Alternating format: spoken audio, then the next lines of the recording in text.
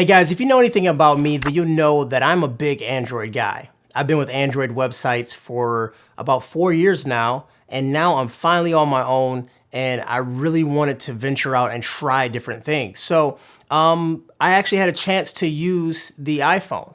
I've actually had a chance to use the iPhone 6 Plus and the iPhone. I've used those for over a week now as my only phone. I dropped the SIM card into the iPhone. I didn't use anything else. I left the Android at home.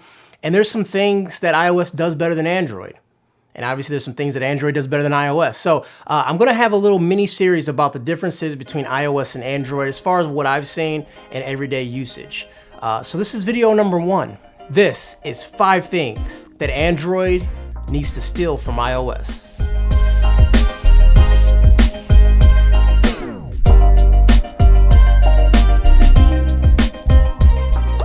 Number 1, reachability.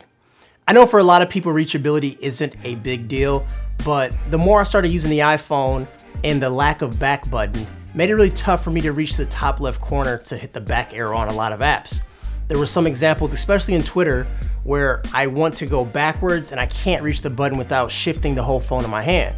With reachability mode, I can then just tap on the home button twice and it actually takes me to a shorter version of the app that I'm currently in. So it actually drops everything down to about middle of the screen so I can reach it easier. It's just one of those nice conveniences that really helps me use the phone with one hand because it's a pretty large phone. Now I know it's not for everyone, but it's good to have that option when I do need it. And I find myself using reachability mode at least a few times per day, and it just saves me a little bit of time instead of having to shift the phone in my hand and risk dropping it. Another thing that I like about iOS is that if you do a complete backup to iTunes, you can restore your backup file like it's a clone of your phone. I've experienced that with my mom because she's dropped her iPhone so many times that she's had an iPhone replaced. I was able to pull back her direct backup and upload everything back to her iPhone like she didn't lose anything at all. Now I know Android is working on that and it's getting a lot better, especially with Lollipop and Android M right now, but it's still not there yet. And that's one thing that I think iOS does beautifully. You back everything up and puts it right back on like nothing's missing. Text messages, pictures, videos, everything. It's a direct image clone. Number 3 is that iOS is just smooth throughout the whole operating system.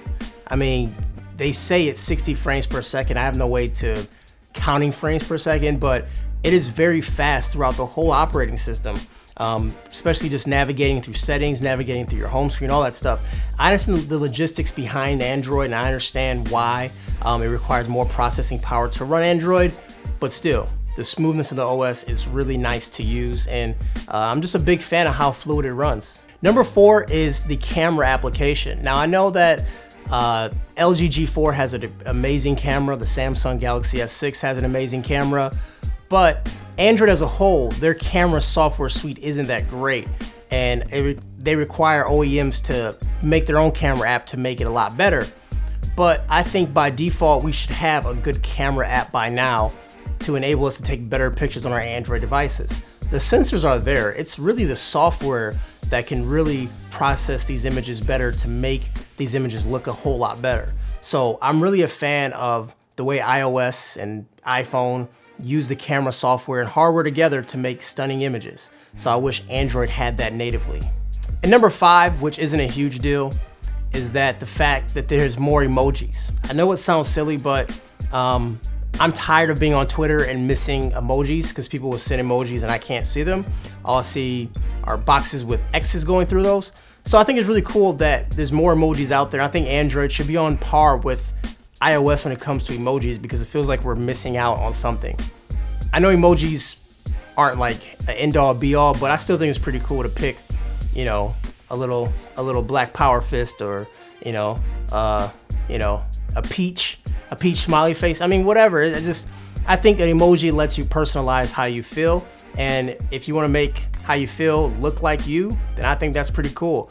So yeah, emojis I think needs to be a lot better on Android. All right, guys, that was my top 5 list of things that I found. As I said before, I will be doing the reverse of what iOS should take from Android and all that stuff, man. I'm just giving you my opinions based on what I've used. I haven't had an iPhone since 2008, I believe, 2007. So it's been a while since I had an iPhone, and I'm really enjoying my experience thus far. I don't think I can move to iPhone full time, but just using it here and there was actually pretty enjoyable. As always, guys, my name is Kevin the Tech Ninja. Make sure you like the video and subscribe to my channel for more great videos and giveaways. Take care, guys. Peace.